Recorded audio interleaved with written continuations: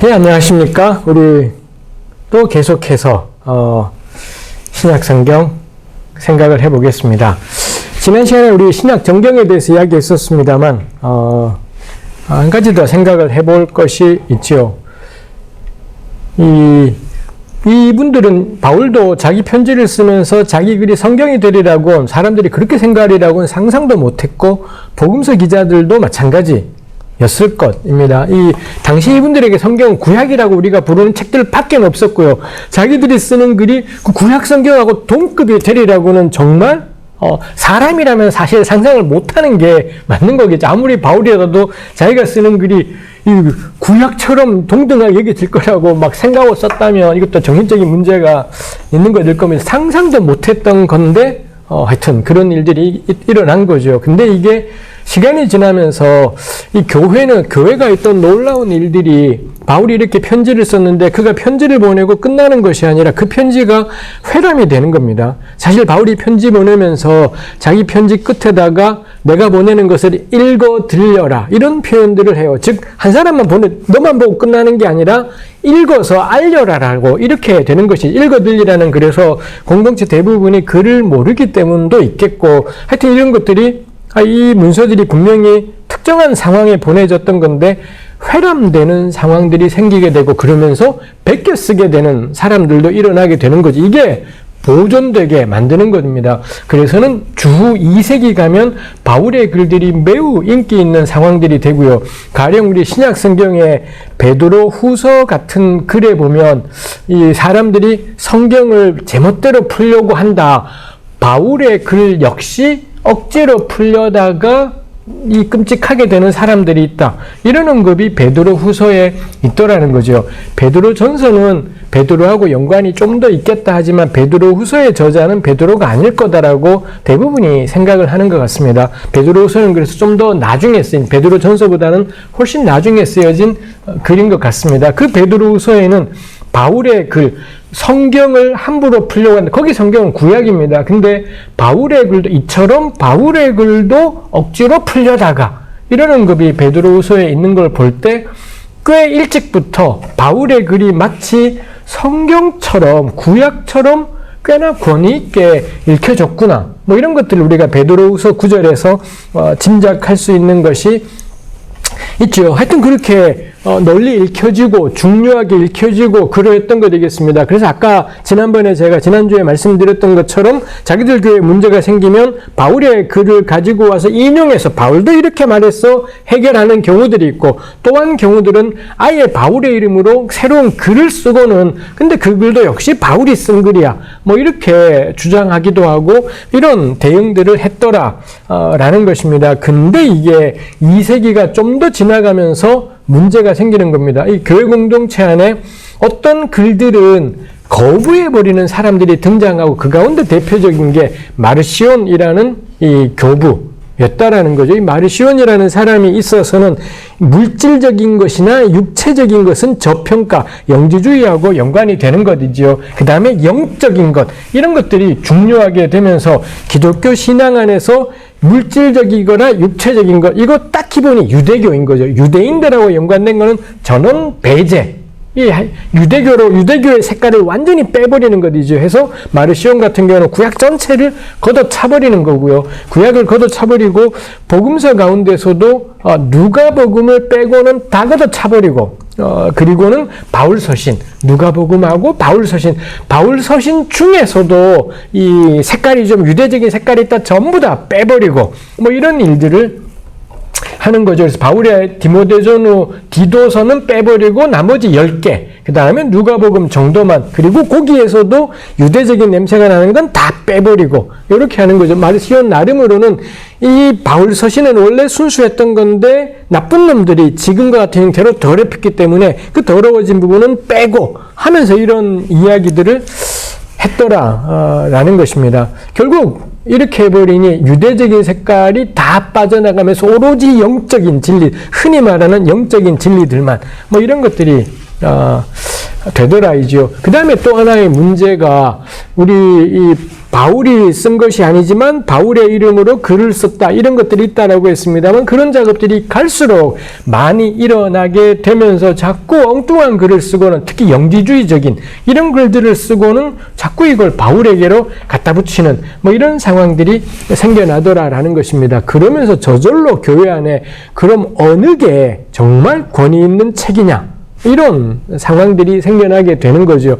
이러면서 우리가 흔히 말하는 정경화 과정, 어떤 책들이 정경, 잣대가 규범이 될 만한 책이고 어떤 것들은 아니냐, 이런 논의들이 일어나게 되고, 최종적으로는 주후 4세기 말 5세기 초에 가서야 지금 우리가 가진 신약 정경 이 27권이 확정되는, 교회 공동체 전체에 확정되는 그런 일들이 있더라는 거죠. 결국 이 주후 1세기부터 주후 4세기 말까지 근 400년 가까운 세월 동안 우리네 교회는 정경이 그리 확정적이지는 않은 채 뭐 존속했던 셈이라고 이야기할 수 있겠습니다. 그렇게 모여진 우리 27권의 정경을 교회는 그렇게 고백하죠. 사도적 전승에 기반했다. 뭐 이렇게 그 1세기 예수님을 따르던 사도들, 그리고 바울, 이 사도적 전승에 기반했다라고 하고요. 그리고 교회가 그 몇백 년의 세월을 지나면서 27권의 정경을 확정을 했지만, 그 모여진 정경은 편협하지 않다. 한쪽 성향만 모아놓은 책들이 아니라 다양함이 신약 성경 안에는, 그래서 갈라디아서가 있는가 하면 야고보서도 있고, 다양한 요한복음이 있는가 하면 마테마가도 있고 해서 다양한 것들이 때로 그래서 조화되기 어려울 만큼이나, 우리 아까 제가 지난 시간에 이야기했던 것처럼 예수님과 바울은 안 맞아 라고 할 만큼이나 이런 다양함들이 우리 신약 정경 안에 보존되었다 라고 할 수가 있겠습니다. 그 가운데 신약 성경 가운데 어떤 책들은 논쟁이 좀 더 되던 책들이 있기도 했었습니다. 그래서 어려운 일인 것 같아요. 지난주에도 이야기했지만 왜 이 책이 정경이냐 아니냐는 참 어려운 문제일 것 같습니다. 전 이거는 달리 더 합리적으로 설명되는 건 불가능한 일인 것 같습니다. 선택일 것 같아요. 우리가 예수 그리스도를 고백하는 한 우리 교회가 정했던 27권을 받는 것, 저는 거기에 딱 거기에 있습니다. 거기에 머물러 있고, 그 부분에 있어서는 전혀 더 나가고 싶은 생각은 없습니다. 다만 우리가 요거 하면서 짚고 갈 것이 마르시온의 경향 인 거죠. 모든 육체적인 것, 물질적인 것은 빼버리고 오로지 영적인 것만 붙잡으려고 했던 것이 마르시온주의인 거죠. 이거 우리 남의 일이 아니지 않습니까? 신구약 성경에서 물질, 육체, 이걸 달리 표현하면 역사 현실입니다. 구체적인 역사 현실을 다 빼고 나버리면 남는 게 흔히 말하는 영적이다 혹은 추상적인 이런 가르침들만 남게 되는 것이 있죠. 요거 이단입니다.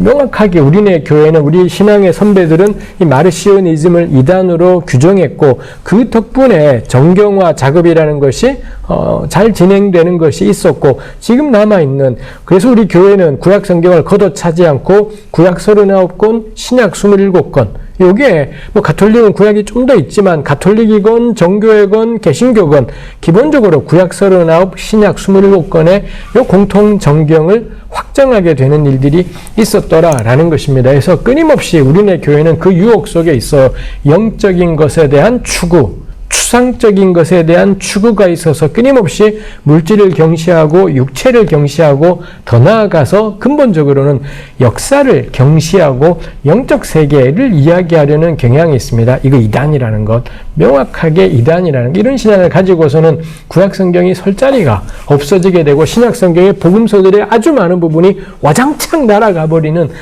그런 경우들이 있다라는 것입니다. 사실 이런 경우는 영적이라는 말 자체를 오해하고 있는 거다 싶은 것이 있습니다. 이제 우리가 다룰 것이 복음서와 바울 서신에 대한 개략적인 내용을 짚어가 보는 것이 있겠지요. 먼저 우리 복음서를 생각을 해볼 일이 있겠습니다. 이미 제가 우리 신약 배경 이야기하면서 복음서 이야기도 군데군데 했더랬습니다. 예수님께서는 갈릴리 나사렛 출신이죠. 태어난 곳은 우리 어떤 복음서들에 따르면, 어떤 복음서입니다. 모든 복음서가 공통되진 않아요. 어떤 복음서들에 따르면 이 베들레헴에서 예수께서 태어나셨다라고 되어 있습니다. 통상 우리는 예수님을 다윗의 자손이라고 합니다. 사실 엄밀하게 생각하면 틀린 이야기이죠. 왜냐하면 요셉과 마리아는 마태복음 1장에 따르면 요셉이 다윗의 족보라고 되어 있고 누가복음에도 그렇게 설명되어 있습니다. 근데 요셉과 마리아는 일체 성경 그대로 따라가자면 성관계가 없었고요. 그렇다면 요셉이 이 마리아하고 예수님하고 육체가 연관이 돼요. 마리아의 태를 통해 예수께서 태어나셨기 때문에 마리아하고는 피가 통합니다. 요셉하고는 한 방울의 피도 통하지 않기 때문에 만일 요셉이 다윗의 자손이라면 전혀 그게 예수님이 다윗의 자손이라고 불려야 될 이유는 단 하나도 존재하지가 않는 것이지요. 그래서 엄밀하게는 예수님은 육신으로는 다윗의 혈통이라고 말할 수가 없는 것이지요. 그럼 왜 다윗의 혈통이라고 할까요? 그럼 남는 게 누가복음에 나오는 족보, 요셉의 족보가 나오는데 그게 마리아의 족보가 아니냐, 이런 이야기들이 꽤 일찍부터 나오게 된 거죠. 마리아 역시 이 다윗의 자손 해서 저는 만일 그렇다면 가능하겠지만 마리아가 다윗 가문의 한 사람이기 때문에 그래서 예수님이 육신으로 다윗의 혈통이려면 유일한 가능성은 마리아가 다윗 가문의 후손이라야 된다. 밖에는 없을 것입니다. 근데 예수님은 우리 복음서에서 보듯이 제가 지난번에도 말했지만 계속 그걸 대꾸도 하지 않으셨고요.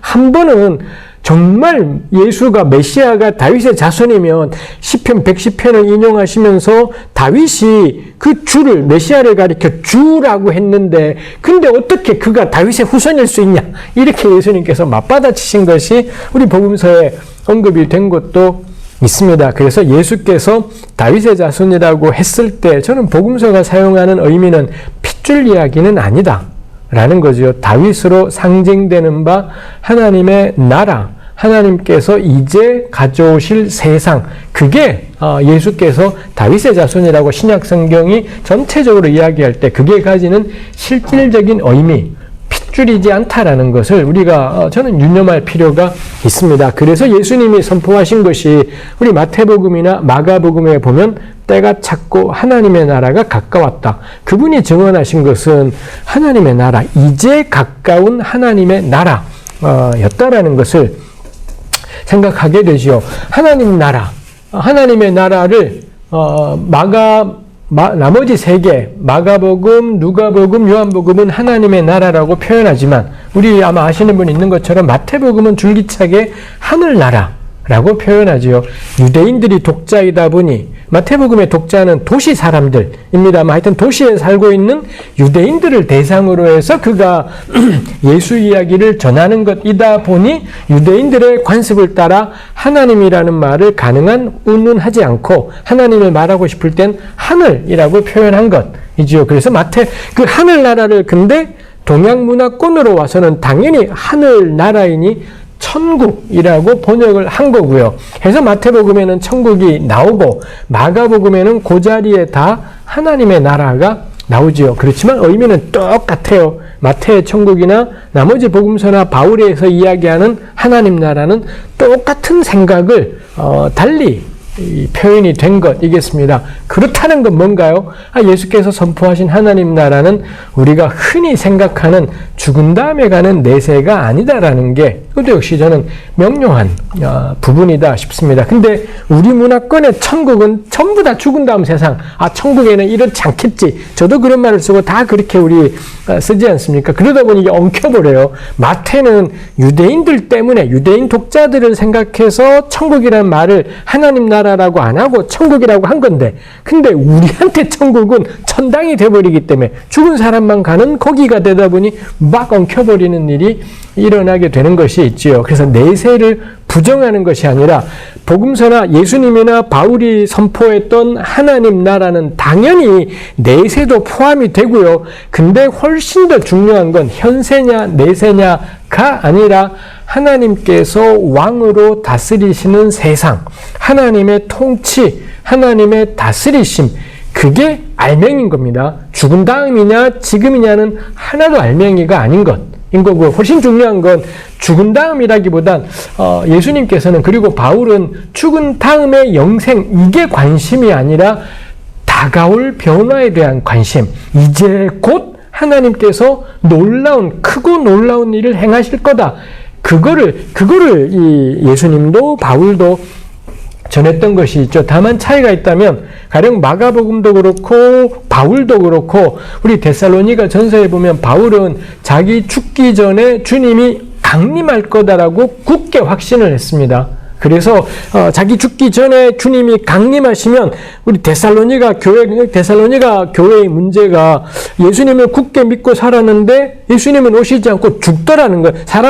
이제 죽는 사람들이 생기는 겁니다. 그래서는 데살로니가 교회가 힘겨워해요. 이 바울이 편지 보내면서 이제 곧 주님 오신다. 그러면 우리 먼저 죽은 그 사람들이 먼저 일어나고 그 다음에 그때 살아있던 우리다. 이렇게 하면서 데살로니가 교회 공동체에게 위로하는 겁니다. 지금 먼저 죽은 사람들, 그걸로 끝나는 것이 아니라 그 사람들이 먼저 주를 만나 기뻐하게 되고 그 후에 우리 살아남은 자들도 주와 함께, 이렇게 데살로니가 전서에서 바울이 이야기하는 거죠. 말인즉슨 바울은 정말로 20년 내로 예수님이 올 거다라고 굳게 확신하고, 바울 서신 전체에 이 임박한 재림이 쫙 깔려 있습니다. 마가복음도 마찬가지로 이제 곧 임박한 재림이었던 것입니다. 근데 누가복음은 안 그래요. 누가복음에는 재림의 지연, 예수님 늦게 오시네, 제 시간에 하여튼 당장은 안 오실 것 같네가 있더라는 거죠. 그래서 우리 구원이라는 단어가 있지 않습니까? 구원이라는 단어를 가지고 검색을 해보면 누가복음에 구원이라는 단어가 사방에 쓰였잖아요. 거의 모든 곳에서 내세가 아니에요. 거의 모든 곳에서 누가가 말하고 싶은 구원은 내세하고는 상관이 없는, 우리가 흔히 말하는 사후세계하고는 아무 상관이 없는 구원을 누가복음에서는 도처에서 이야기하고 있더라라는 것입니다. 이게 누가복음의 집필 의도 중에 하나인 거죠. 주님이 내일 오시지는 않을 것 같다. 내일 올 줄 알았는데, 아니면 오늘 저녁에 오실 줄 알았는데 그렇지는 않을 것 같다. 그럼 우리 어떻게 살아야 되지? 요거에 대해서 누가복음이 답을 풀어가는 것이 있더라라는 것입니다.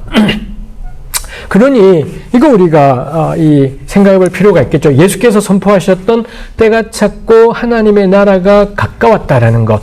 예수님은 하나님 나라를 선포하셨다. 이제는 대부분 우리가 교회에서도 주일 설교에서 예수님의 선포의 핵심이 하나님 나라였다라는 건 우리가 일상적으로 들을 수 있는 것 같습니다. 근데 그 하나님 나라라고 하지만 우리 보통 오늘날의 헌법에서, 오늘날의 세상에서 국가를 구성하는 건 영토와 주권과 국민, 이게 이제 기본 요소이지 않습니까? 신구약 성경에서는 그렇지 않다요. 가장 중요한 건 하나님의 통치입니다. 주권이 야훼께, 주권이 우리 하나님께 있다. 이게 가장 하나님의 뜻이 이루어지는 세상. 요게 이 하나님의 나라의 근본인 거겠고요. 그걸 예수께서 선포하시면서 때가 찼고 그의 나라가 가까웠다. 가까웠다라는 표현 안에는 이제 곧 다가왔다 이면서 동시에 이미 우리 안에 시작했다. 왜냐하면 이 복음서들이 줄기차게 이야기하는 게, 마태복음은 좀 더 강렬하게 어떤 복음서는 좀 더 약하게, 가령 마태복음이랑 요한복음에서는 예수가 하나님이다라고 생각을 해요. 마태는 조금 덜 확실하게 표현하지만, 마태도 근데 그런 표현들이 계속 있죠. 마태복음이 우리 1장에 임마누엘이 나오지 않습니까? 하나님이 우리와 함께 계시다. 그 다음에 마태복음 28장에 가면 내가 세상 끝날까지 너희와 함께 있겠다. 이야기를 해서 마태복음의 관심사는 뭔가요?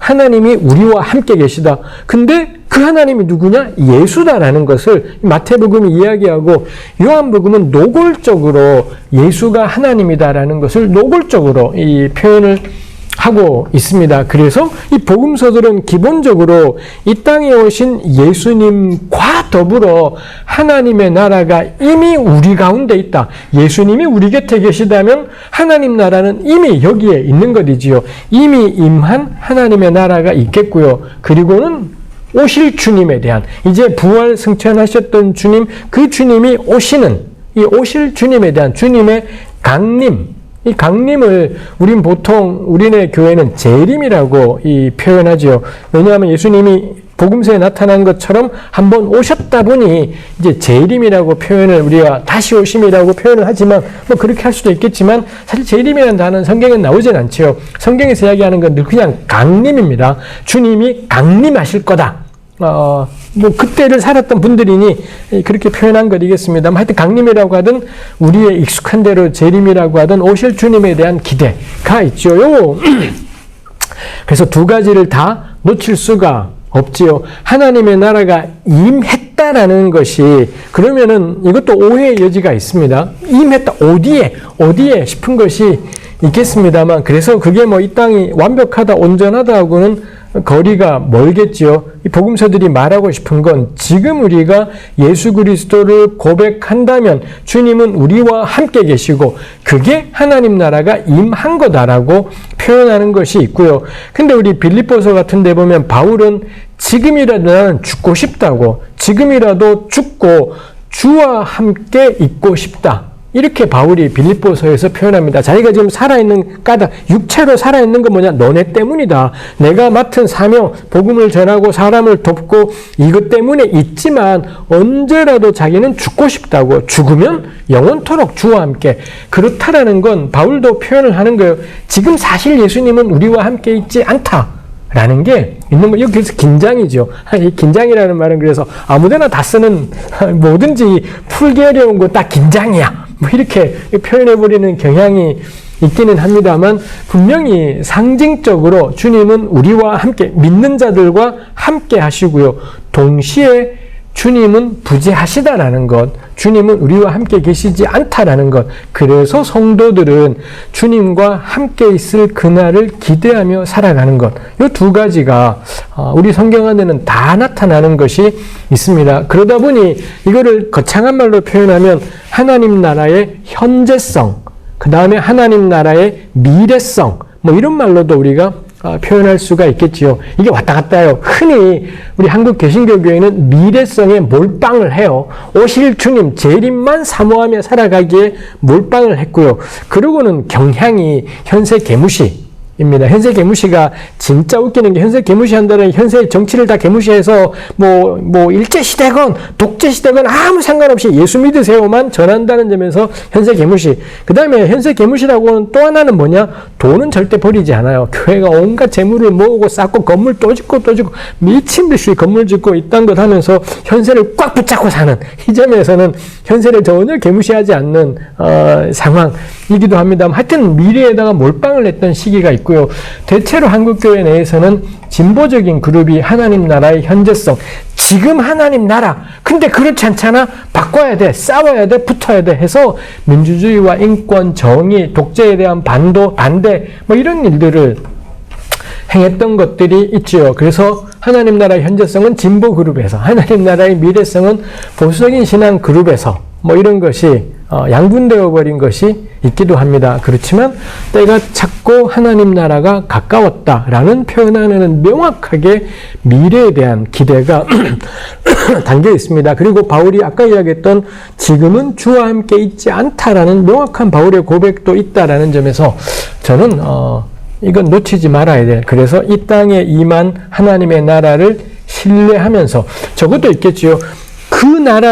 누가 그 나라를 기대하겠습니까? 제가 늘 겁나 단순화시켜서 비유하는 거지만, 가령 오늘 이거 수업 끝난 다음에 제가 한우고기 쏘겠습니다. 혹은 뭐 겁나 맛있는 거 쏘겠습니다. 라고 했을 때, 제가 소고기 쏠게요 할 때 기쁜 사람은 누군가요? 소고기 맛을 아는 사람들은 그게 기쁜 소식입니다. 근데 한 번도 안 먹어본 사람들은 그건 기쁜 소식이지 않습니다.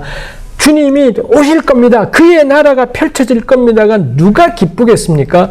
그 나라가 어떤 나라인지 맛을 본 사람, 맛을 봐야지 그 나라를 사모하는데, 그 나라가 온다는 게 너무 기쁜데 누려보지 못한 나라라면 그 나라가 기대가 될 수가 없어요. 그래서 저는 하나님 나라 현재성에 너무 중요한 거, 이 땅에서 맛은 봐야 된다.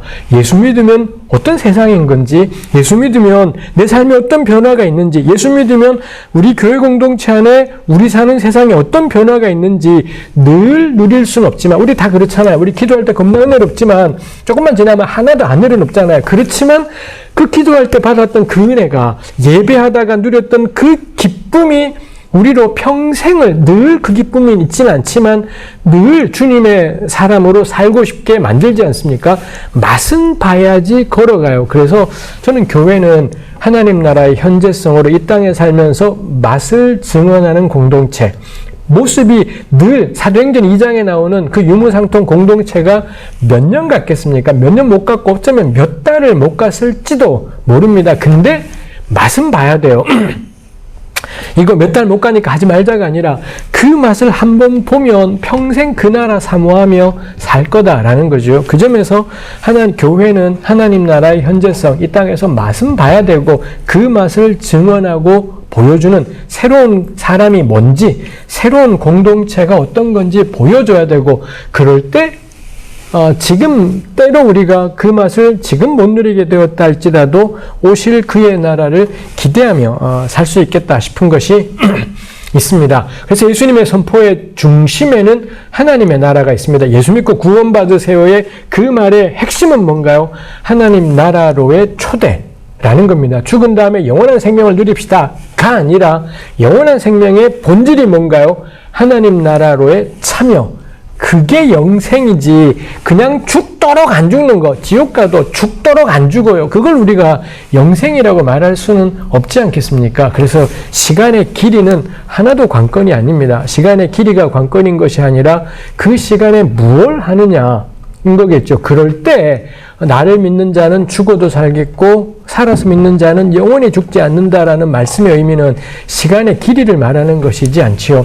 주님과의 동행, 그 하나님 나라로의 참여. 그럴 때 그거는 우리 시편에 나오는 내 하나님 전에 문지기로 있는 것이 악인의 장막의 첫날보다 낫나이다. 이거하고 저는 똑같은 말씀일 거다 싶은 것이 있습니다. 하나님 나라가 주님의 선포의 중심이다 라고 우리가 생각한다면 나머지는 뭔가요? 나머지 예수님의 모든 사역은 여기에 복속되는 것이지요. 예수께서 병자를 고치셨습니다. 그렇다고 모든 병자를 다 고칠 수는 없어요. 결정적으로 우린 안 돼요. 예수님은 맹인을 시도 때도 없이 눈뜨게 하셨지만 우리 못해요. 백날 기도해도 이게 믿음 겁나 세도 우리 맹인 눈뜨게 하지 못합니다. 그렇다면 근데 주님이 그랬잖아요. 내가 하는 일 너넨 더한다.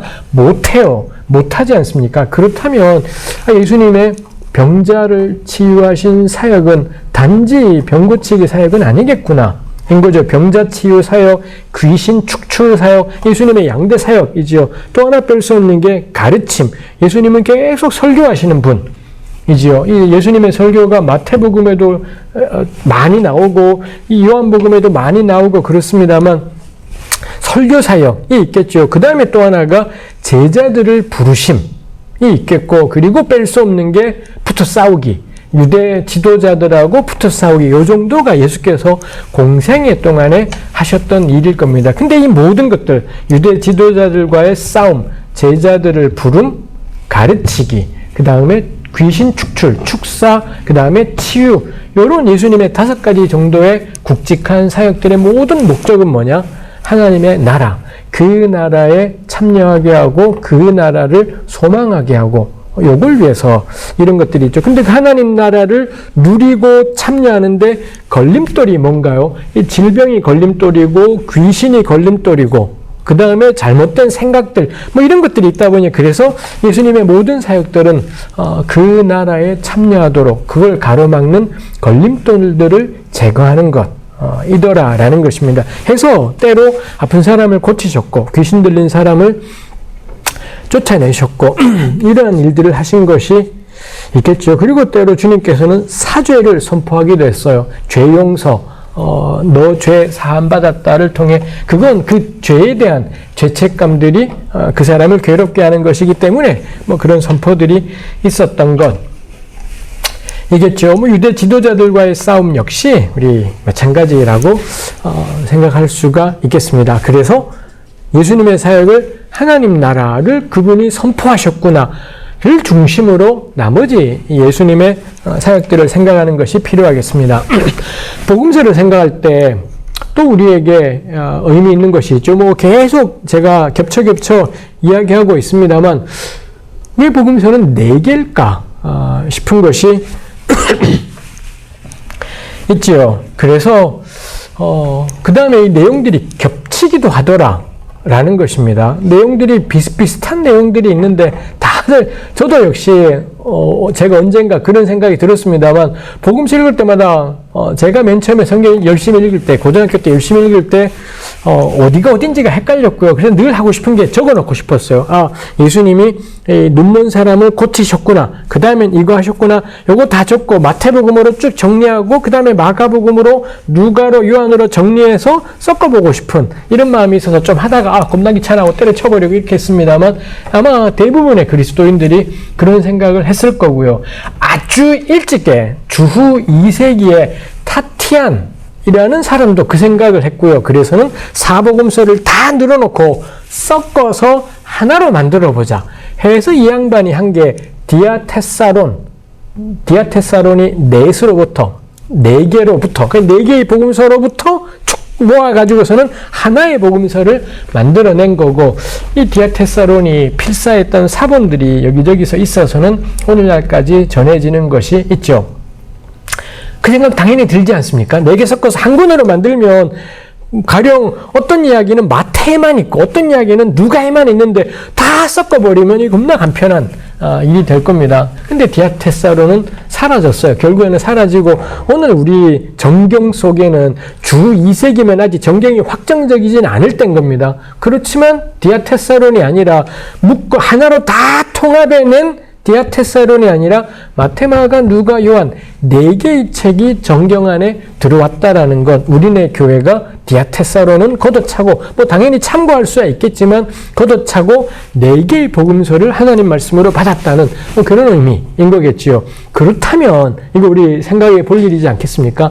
당연히 섞으면 될 텐데 그래서 저도 그럴 때가 있지만 우리 설교할 때 주일 설교에서 가령 마태복음에 나오는 요 본문을 보면서 마가복음에 그거랑 같은 걸 다룬 사건이 있습니다. 거기 마가복음에 있는 표현을 가지고 마태복음에 요 본문을 설교할 때가 있어요. 이거 안 되겠다 라는 것이지요.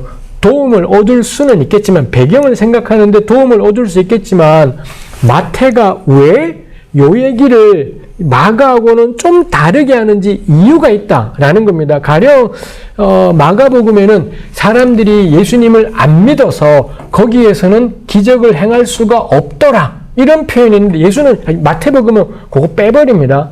예수가 기적을 행하지 않았다. 그래서 마태복음은 예수님이 못한다 이야기를 절대 안 해요. 예수님은 다 할 수 있어야 되는 분이기 때문에 마가복음은 아무 신경 안 쓰고 그들의 믿지 않음으로 인해 이적을 행하실 수 없었더라. 이렇게 된 것을 마태는 행하지 않았다로 바꿔버리는 이 양반의 의도가 있는 겁니다. 근데 이거를 마가랑 마태를 섞어서 믿음이 없으니 주님께서도 못하시는 거라고 마태복음으로 설교해버리면 개꽝 이렇게 되는 것. 이게 다 디아테사론적인 접근이 되는 거죠. 사복음을 섞어버려서 그럴 거라면 하나의 복음서가 되는 것이 있겠다라는 겁니다. 제가 너무 정확하게 이야기하지 말하고 싶은 건 뭔가요?